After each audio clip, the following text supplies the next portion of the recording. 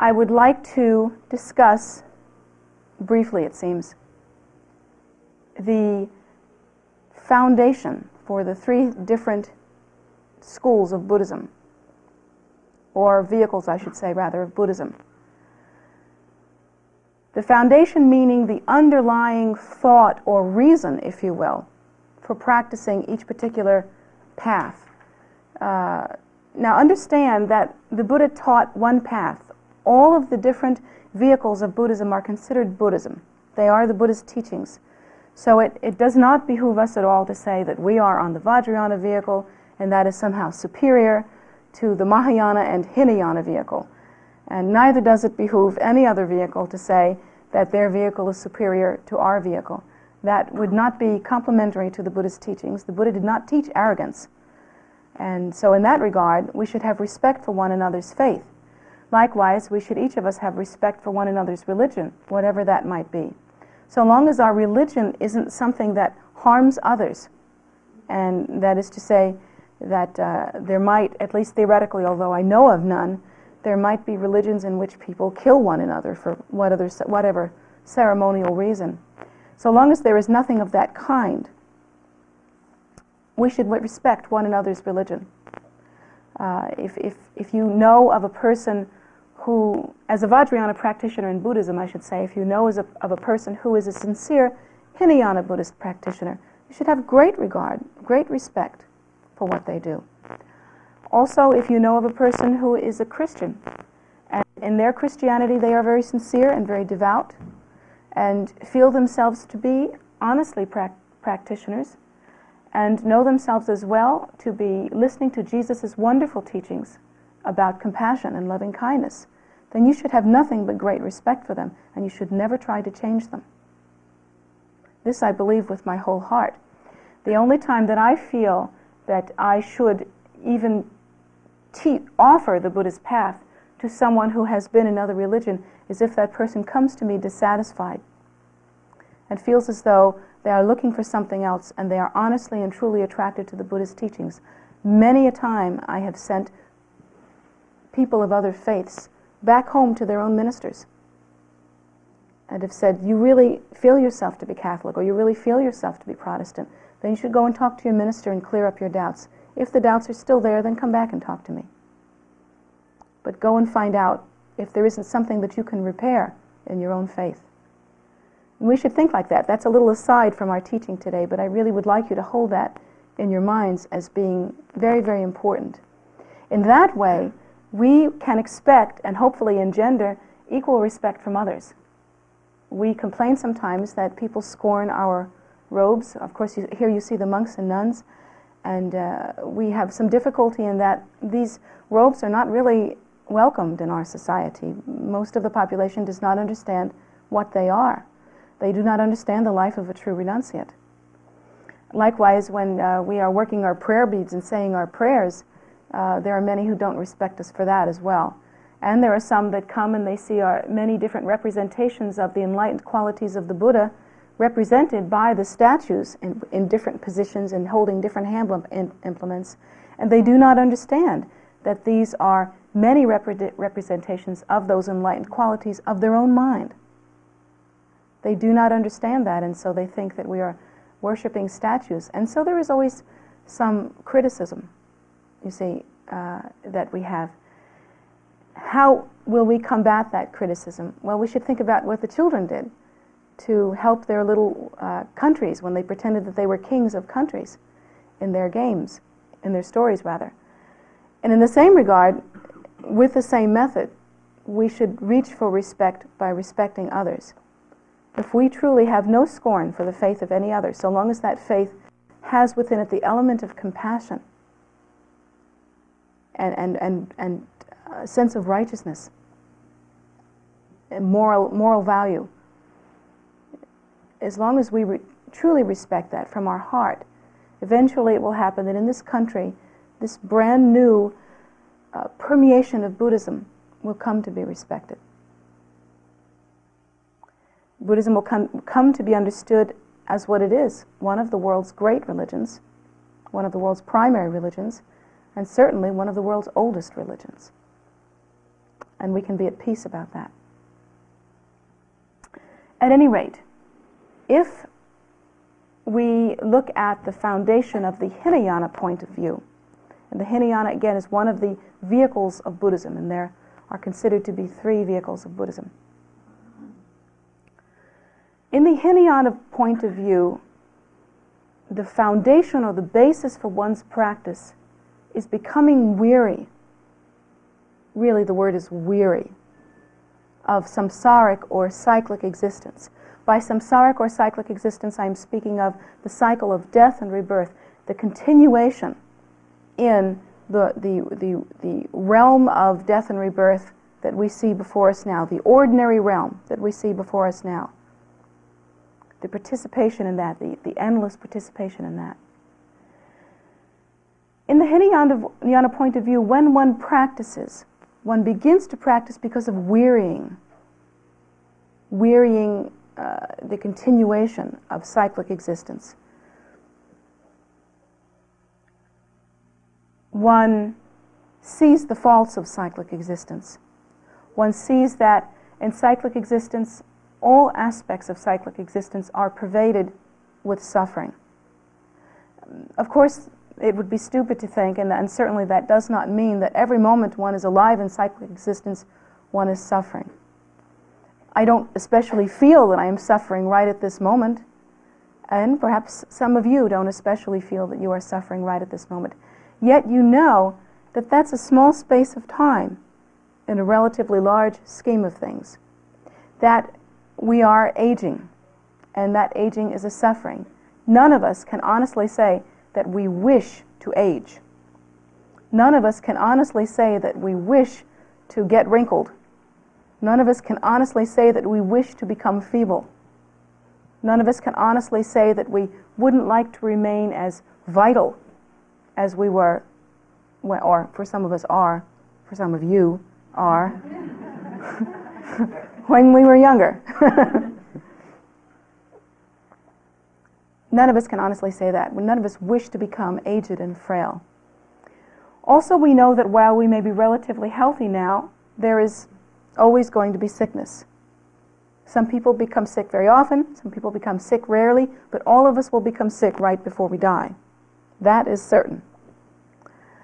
And then again, we all know that while we are relatively happy now, there is also the suffering of death, which will occur to each one of us. To my knowledge, no one has really kicked that. That is something that we all can pretty much be sure we're going to experience. And that being the case, while we may be relatively content right now, we are weary of that scenario of old age, sickness, and death. We are weary of death and rebirth.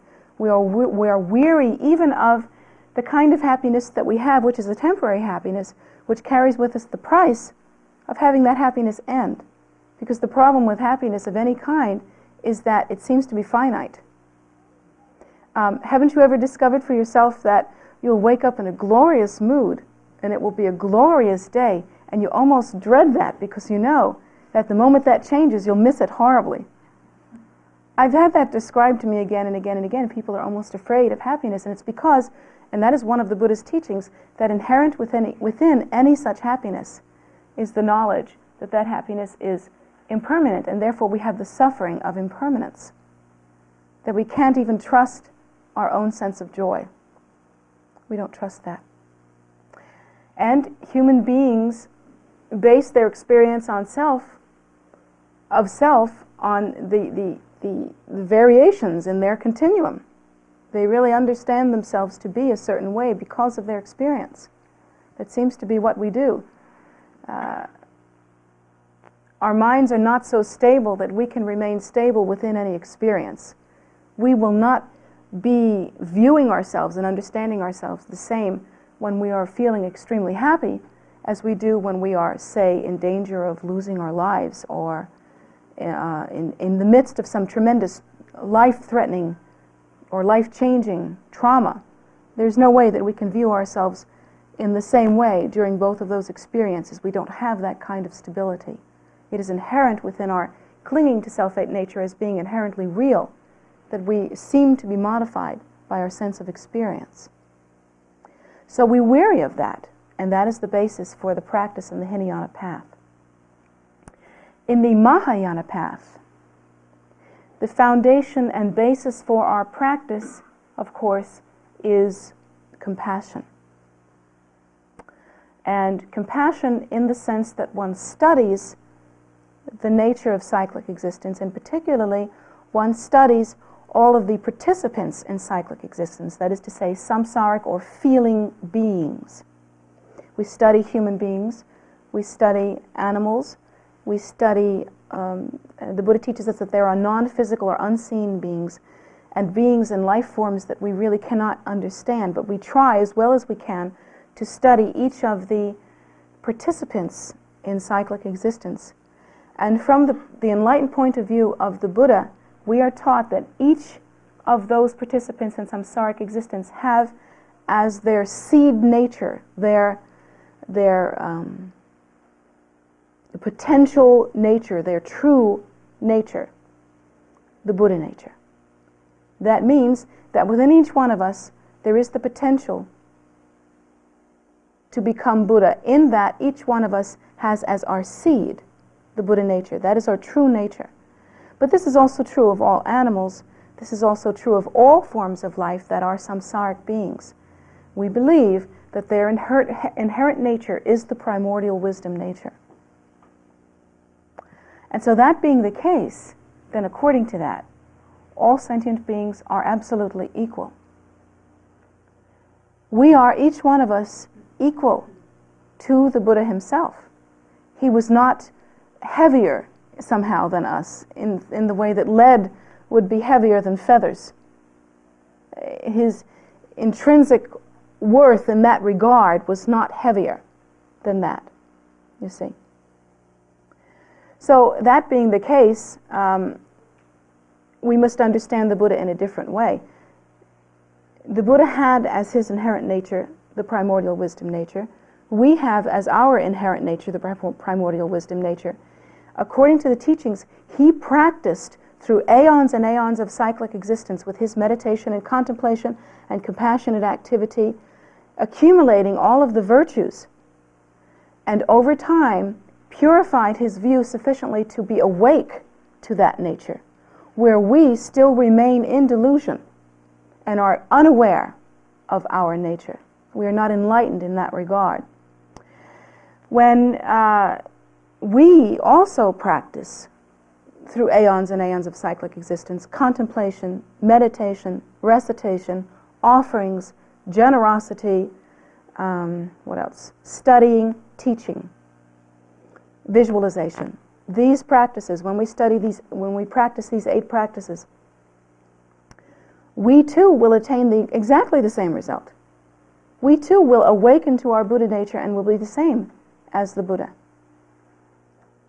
So, in that sense, we are all the same. Now, from the Mahayana point of view, when we view ourselves as being exactly all the same, we attain a kind of understanding that is actually a sort of invisibly based on the Hinayana point of view. In the Hinayana point of view, we really come to understand that we are weary of cyclic existence. In the Mahayana point of view, we practice because of our awakening compassion, rather. It's not so great at first, unfortunately, but our awakening compassion towards others. We actually practice for their sake, realizing that we are the same as them. But the basis for that is that we understand through understanding that we are all weary of cyclic existence. We are all weary of suffering. We are all weary of the all-pervasiveness of suffering. We are weary of impermanence. We are weary of cyclic death and rebirth. And because of that, then, our compassion arises, and it arises spontaneously as we view that others are the same as us. Now, they're the same as us in 2 regards.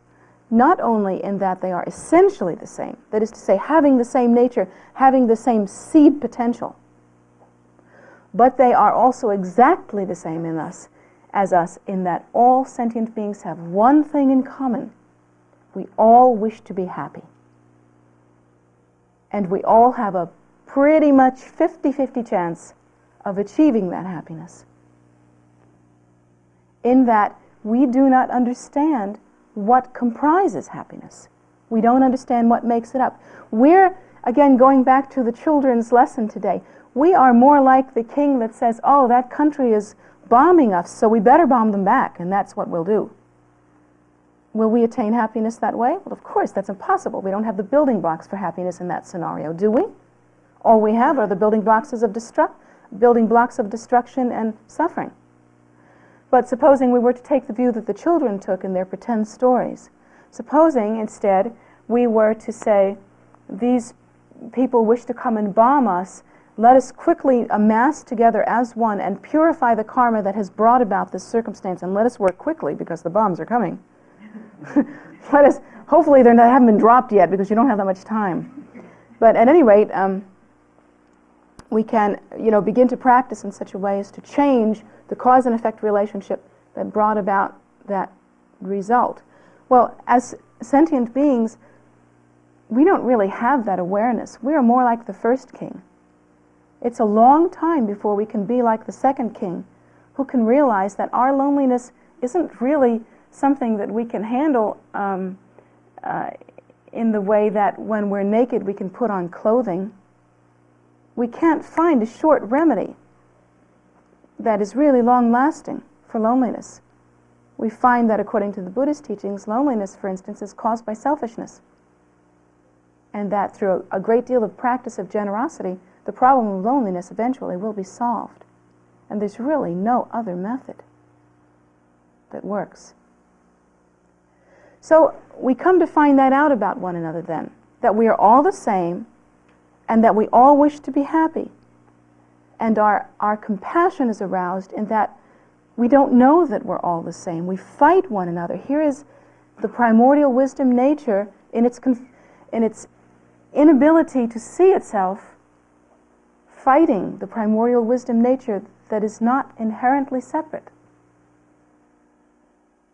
And that, of course, is nonsensical. It doesn't make any sense, but we don't understand that.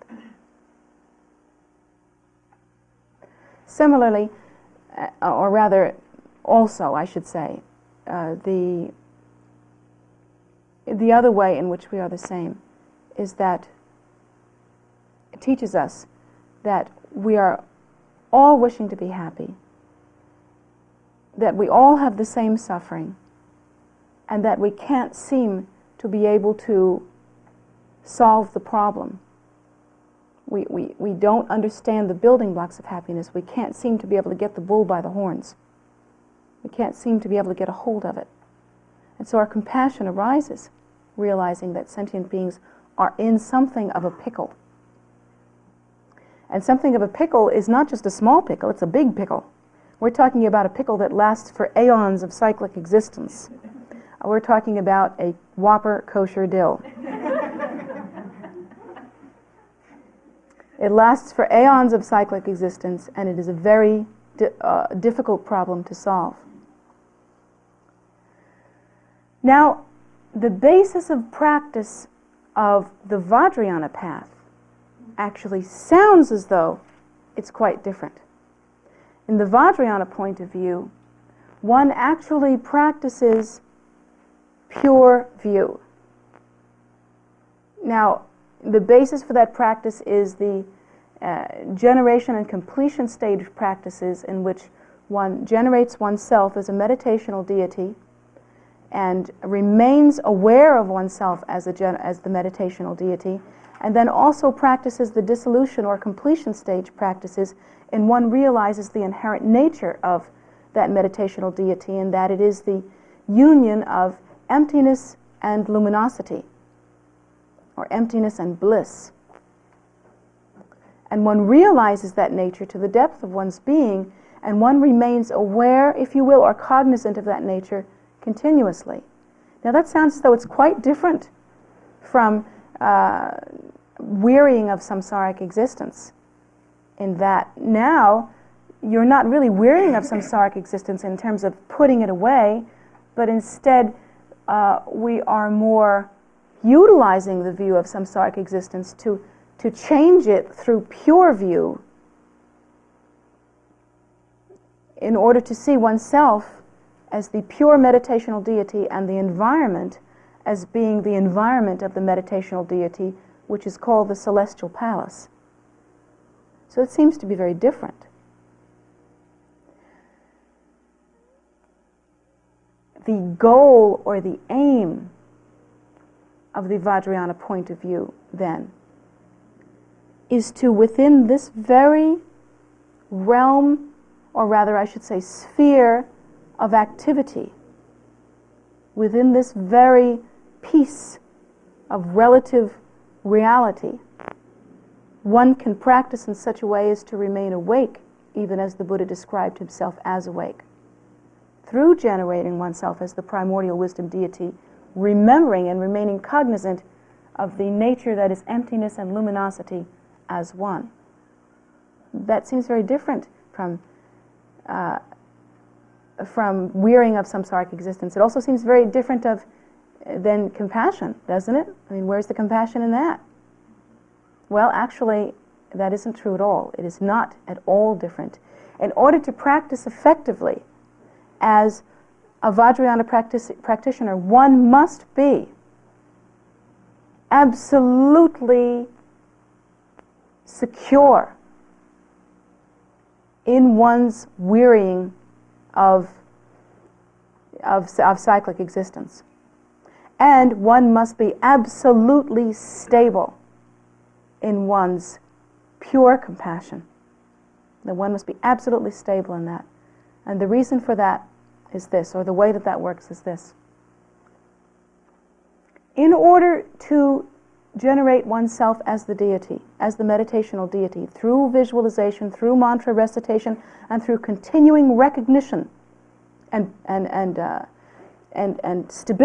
stabilizing of oneself as the meditational deity, one must be aware of the nature of the meditational deity, and the nature of the meditational deity is understood as the non-dual emptiness and luminosity. In order to remain cognizant of that, in order to remain aware of that, one must not cling to self-nature. One must absolutely allow that to go by the wayside. One cannot cling to phenomena. One cannot cling to ordinary samsaric existence. One must have already wearied of ordinary samsaric existence. Because so long as one is clinging to one's own ego as an ordinary person, one cannot generate oneself as the deity. So long as one is clinging to phenomena, a phenomenal existence, one cannot generate oneself. One cannot generate the environment through one's practice as the celestial palace. One will always cling to the environment. I want. And I want like that. Whereas if one generates the environment as the celestial palace, there is no clinging there because there's nothing to have. There's nothing to cling to. That is the spontaneously arising, liberated experience. The view that one cannot contain. So one cannot cling to cyclic existence. One must be weary of it. One must have put it aside. Likewise, one must also have accomplished, at least to some degree, the Mahayana view of practicing for the welfare of sentient beings, for others. One must have compassion. Because in the Vajrayana view, one generates oneself as the meditational deity. In order to do that, again, there must be no ego clinging, so one cannot look at self-absorption. One cannot be doing self-absorption, you see. One cannot be involved in self-aggrandizement. One is simply the meditational deity, and the meditational deity arises from compassion. That's how we generate the meditational deity when we accomplish Vajrayana practice. From the pure, undefiled, uncontrived nature of emptiness, the first appearance is a wave of compassion. That is the basis of the deity. So as the deity arises, the basis for that entire generation is compassion. And the deity itself is not considered to be an ordinary, solid, sentient being, just a different kind. Its nature is understood to be emptiness and luminosity. Its nature is understood to arise from concern for others. How are others viewed in the Vajrayana point of view? In the Vajrayana point of view, others are viewed as meditational deities as well, as gods and goddesses. So for instance, an ordinary person, for instance, might desire a mate. Let's say a man desires a woman. The man would desire that woman as an object that he can have for his own self-aggrandizement. He would desire the woman as a condition of his life, as an additive to his life, as a way to define himself in his virility or what have you, or his contentment or pleasure. In the Vajrayana point of view, one would not practice in that way. One would see the woman as the meditational deity, as the goddess. There's nothing to have. One is totally complete within oneself. One's self-nature is understood to be emptiness and luminosity, and the nature of the woman is understood as the goddess. She too is understood to be emptiness and luminosity. She too is understood to be something that one cannot grasp onto, and that she is no more solid than oneself as the meditational deity is understood to be. Her nature, then, is understood. There's no clinging there. There's no grasping there. And in understanding her nature, or the nature of all sentient beings, to be what it is, one continues in a state of joy and bliss, if you will, to generate oneself as the deity in a very unselfish way, with perfect, not unconditional, perfect concern for all sentient beings. In that, one understands their nature. How are we selfish as ordinary sentient beings? The only way that we are selfish as ordinary sentient beings is that we do not understand our nature. We are deaf and blind to it, asleep to it.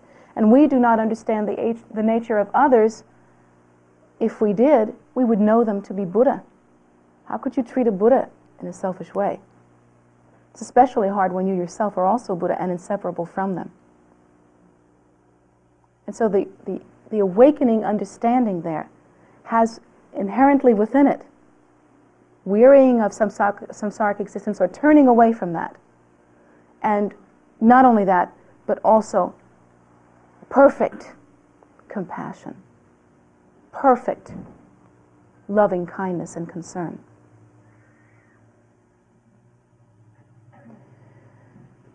Then and here's the point of this teaching today, that it's wonderful to have this teaching. Now you have all these terms and you can write them down. I see some of you writing down these things, and now you can take it home in your little book. But do you know what the point of this is? The point is so that we can go home understanding not to be arrogant in our practice. That's really what the point is. To think that we have the answers because we can write them down is really ridiculous. More than that, the danger of practicing such an advanced technology as Vajrayana, what is called the Diamond Path, is called to be of the Buddhist teachings the, quote, highest teaching, end quote. And I've read that in a book. It's not something I made up myself. It is called to be the highest path. What does that highest mean? That highest means that at this level of realization, it contains within it all the other vehicles. It does not mean higher in the sense of ego, that ego would consider one thing higher than another, or heavier in weight, or better somehow. It should not be considered like that.